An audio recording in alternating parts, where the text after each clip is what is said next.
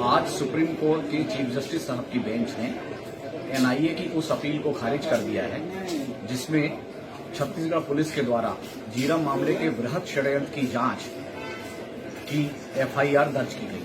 अब इस मामले की जांच, वृहद षड्यंत्र की जांच छत्तीसगढ़ पुलिस कर सकेगी। आने वाले समय में जिन लोगों ने इस घटना को अंजाम दिया, जिन लोगों को इससे लाभ पहुंचा है, इस घटना से राजनीतिक लाभ पहुंचा है, जो लोग इसमें शामिल हैं, उनके चेहरे उजागर होंगे, उनके चेहरों से पर्दाफाश होगा। और जो दोषी हैं, जितने लोग इसमें हैं, जिन लोगों ने इस षड्यंत्र में अपना योगदान दिया है, वो सारे दोषियों के खिलाफ़ कार्रवाई की एक उम्मीद जागी है और अब उम्मीद है कि वो दोषी जल्द उनको सज़ा मिलेगी। नमस्कार, जय जोहार, जय छत्तीसगढ़। मैं यशवंत और आप देखना शुरू कर चुके हैं भिलाई टाइम्स। और आज की सबसे बड़ी खबर झीरम घाटी को लेकर रही।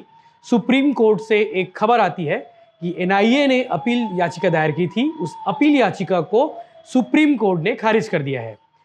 अब आपके मन में सवाल होगा कि एनआईए ने क्या अपील याचिका दायर की थी, सुप्रीम कोर्ट तक मामला कैसे चले गया। 10 साल पुराना केस है, 25 मई 2013 का केस है, अभी तक कोर्ट में क्या चल रहा है, क्यों चल रहा है। तो मैं आपको बता दूं कि जब खबर आई थी 25 मई 2013 को कि कांग्रेस नेता और पुलिसकर्मी 30 से ज़्यादा शहीद हुए उस जगह पर, नक्सलियों ने एक एम्बुश लगाकर उस वारदात को अंजाम दिया।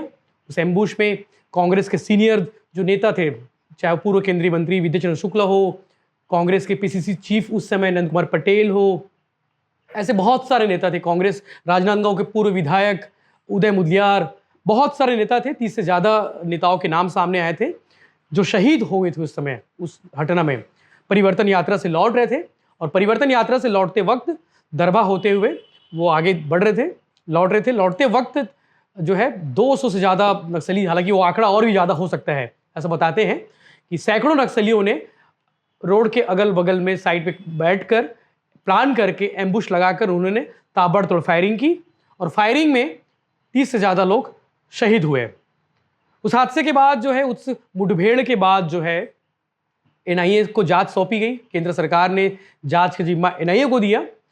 एनआईए मामले की जांच करती है और अपनी क्लोजर रिपोर्ट पे सबमिट कर देती है।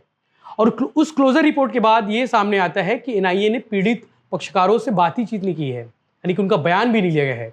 इस मामले में जितेंद्र मुदलियार, जो स्वर्गीय शहीद उदय मुदलियार के सुपुत्र हैं, वो मामले में हाई कोर्ट जाते हैं। हाई कोर्ट के बाद सुप्रीम कोर्ट जाते हैं और सुप्रीम कोर्ट में ये मामला सामने आता है कि एनआईए को जांच करने का अधिकार दिया गया था। एनआईए ने जांच की, लेकिन पक्षकारों से बातचीत नहीं की है।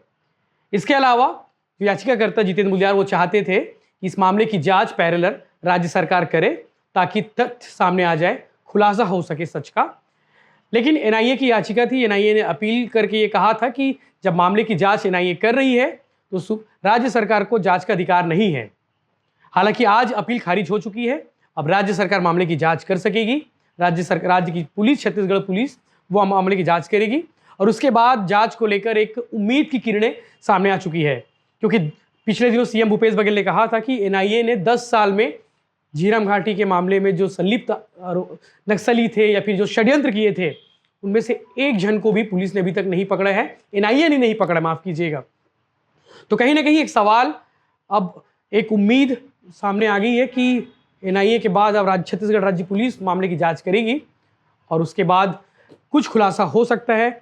इस अपील खारिज होने के बाद एक उम्मीद जग गई है कि अब छत्तीसगढ़ पुलिस इस मामले की जांच करेगी, उनकी एसआईटी जांच करेगी।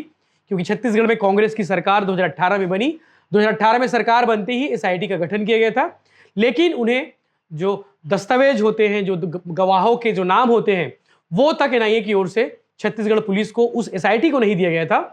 और उसके बाद से कोर्ट कचहरी का दौर शुरू हुआ और अब जाकर कहीं ना कहीं एनआईए की अपील खारिज हुई, जिसमें उन्होंने आपत्ति दर्ज कराई थी कि छत्तीसगढ़ पुलिस को जांच का जिम्मा ना दिया जाए।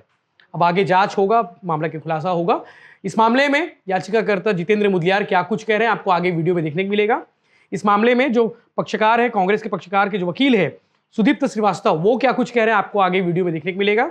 इसके अलावा मुख्यमंत्री भूपेश बघेल ने ट्वीट करते हुए क्या कुछ कहा है, वो भी आपको आगे देखने को मिलेगा। झीरम घाटी हमले को लेकर हमने पिछले दिनों अलग अलग 3-4 स्टोरी की थी। उनमें से एक स्टोरी आपको जरूर देखनी चाहिए, आपको आगे वीडियो में देखने को मिलेगा। झीरम घाटी हमले में जो शामिल थे, या यूं कहें उस चश्मदीद कह सकते हैं, निखिल द्विवेदी का इंटरव्यू हमने लिया था। उन्होंने आंखों देखी बताया था कि उस दिन क्या कुछ हुआ था। परिवर्तन यात्रा से लौटते वक्त नक्सलियों ने किस तरह से फायरिंग की थी, किस तरह से बाकी जो लोग बचे थे उन्होंने जान बचाई थी, और कैसे उन्होंने अपने कांग्रेस के नेताओं को मरते हुए, शहीद होते हुए उन्होंने देखा था, और उसके बाद कैसे बाकी लोगों तक मदद पहुंचाई गई थी। पूरी कहानी आपको आगे वीडियो में देखने को मिलेगा, आप वीडियो में बने रहिए। 25 मई 2013 को झीरम घाटी में जो कांग्रेस के हमारे नेताओं पर, मेरे पिता के ऊपर जो नक्सली हमला हुआ जिसमें सारे नेताओं की शहादत हुई, उसकी जांच को लेकर निरंतर हम लोग संघर्ष कर रहे थे। हम लोगों ने एनआईए के समक्ष अपनी बात रखने की कोशिश की, पर एनआईए ने षड्यंत्र की जांच नहीं की और किसी भी पीड़ित पक्ष से कोई बात नहीं की, और कहीं ना कहीं ये जांच उनके क्लोजर, एनआईए के वेबसाइट पे क्लोजर में इस जांच को उन्होंने समाप्त कर दी।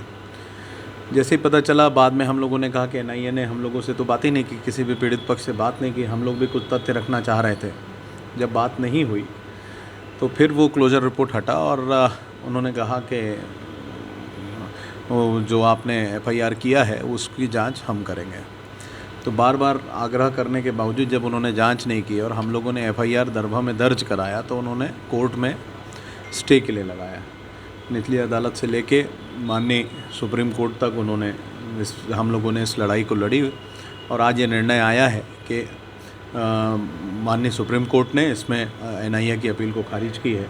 तो राज्य सरकार द्वारा जो एसआईटी गठित की गई है उसमें अब झीरम के जो दोषी हैं उनके खिलाफ़ कार्रवाई की उम्मीद जागी है, और कहीं ना कहीं अब ये एक उम्मीद है हम सब पीड़ित परिवार और पूरे कांग्रेस परिवार के लोगों को कि आने वाले समय में जिन लोगों ने इस घटना को अंजाम दिया, जिन लोगों को इससे लाभ पहुंचा है, इस घटना से राजनीतिक लाभ पहुंचा है, जो लोग इसमें शामिल हैं उनके चेहरे उजागर होंगे, उनके चेहरों से पर्दाफाश होगा, और जो दोषी हैं, जितने लोग इसमें हैं, जिन लोगों ने इस षड्यंत्र में अपना योगदान दिया है, वो सारे दोषियों के खिलाफ़ कार्रवाई की एक उम्मीद जागी है, और अब उम्मीद है कि वो दोषी जल्द उनको सज़ा मिलेगी और झीरम में न्याय होगा। आज सुप्रीम कोर्ट की चीफ जस्टिस साहब की बेंच ने एनआईए की उस अपील को खारिज कर दिया है जिसमें छत्तीसगढ़ पुलिस के द्वारा झीरम मामले के वृहद षड्यंत्र की जांच की एफआईआर दर्ज की गई। एनआईए का कहना था कि चूंकि पहले मामले की जांच हमने की है, इसलिए छत्तीसगढ़ पुलिस इस जांच को नहीं कर सकती। छत्तीसगढ़ सरकार और जो कंप्लेनेंट है जितेंद्र मुदलियार, उनका ये कहना था कि इस मामले में वृहद षड्यंत्र की जांच एनआईए ने जानबूझकर नहीं की है, इसलिए पुनः उसे जांच सौंपने का अर्थ नहीं होगा। तर्कों को सुनने के बाद आज एनआईए की अपील खारिज हो गई है, और अब इस मामले की जांच, वृहद षड्यंत्र की जांच छत्तीसगढ़ पुलिस कर सकेगी।